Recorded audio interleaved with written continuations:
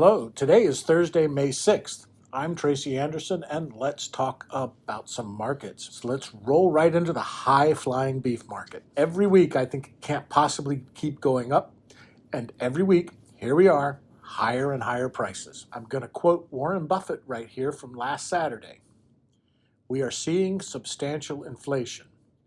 We are raising prices. People are raising prices to us, and it's being accepted. I thought we'd see this market move lower once we got past Mother's Day. Now I'm going to push that to past Memorial Day.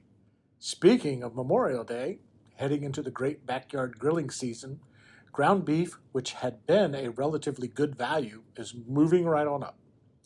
The whole complex continues higher.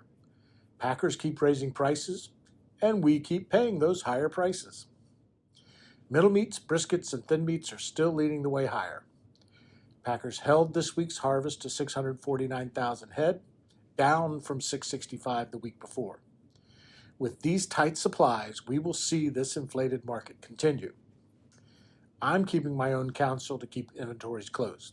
Only buy what you really need. Now looking at pork, and again a tight market with tight supply. Harvest again slightly down from last week, pushing higher costs again into the next week. I've talked about ribs being hot over the last few weeks, but they are as expensive as I've ever seen. Labor has a lot to do with that, and labor isn't going to be a quick fix.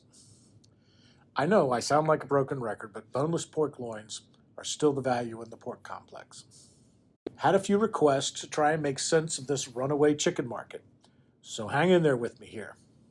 Let's look at three things making this market move higher.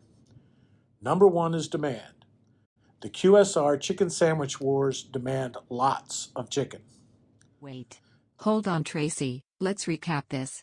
These tweets were too good. First, Popeyes released their chicken sandwich in August 2019. The sandwich was very popular, but everything escalated when Chick-fil-A tweeted this. Popeye's social media manager came to work that day and chose violence. The chicken sandwich war, and Twitter, exploded with this tweet.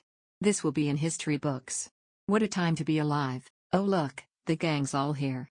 Wendy's social media manager is genuinely terrifying, 10 out of 10. Flash forward to 2021 and all of these chickens are trying to compete. Okay, sorry Tracy, please continue. The perfect chicken for a breast sandwich is a 3 to 5 pound chicken. Okay so far? Now look at the world famous buffalo wing. The perfect chicken for a party wing is a 5 to 7 pound chicken. If the chickens don't get to grow up to 5 to 7 pounds because they're needed at 3 to 5 pounds to make delicious chicken sandwiches, we don't get the wings we need. On top, the breast is going to the chicken sandwiches, not to your grocery store or your friendly local distributor. Number two is labor. Chicken plants don't have the labor available. I was talking to a major chicken processor who told me even if they had all the chicken they need, they don't have the staff to process them. And number three is the cost of feed. I've been talking about this for months. All the livestock in this country is fed primarily corn. A year ago, corn was $3.15 a bushel. It has more than doubled since then. The good news about chicken is it takes about 6 weeks from hatching to harvesting, so if enough eggs are set, we could see this clean up relatively quickly. In the meantime, as everybody around me is tired of hearing, strap in. I mentioned grain in the chicken segment, so let's get into another on-fire segment of the food biz. Remember, this week, the CBOT, Chicago Board of Trade, allowed larger daily trades for several commodities, including corn and soy oil.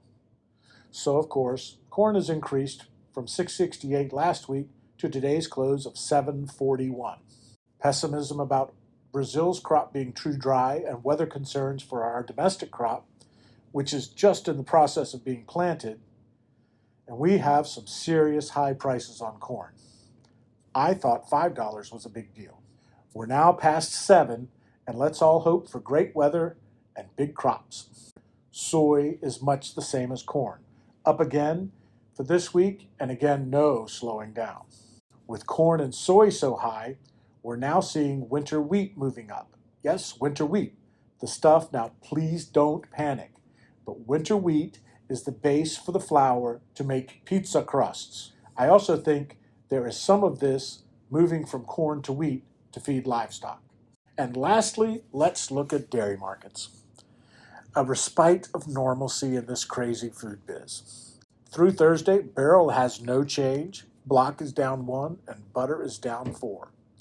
These are numbers I can work with. Well, with that, thanks for listening, and we'll do this again next.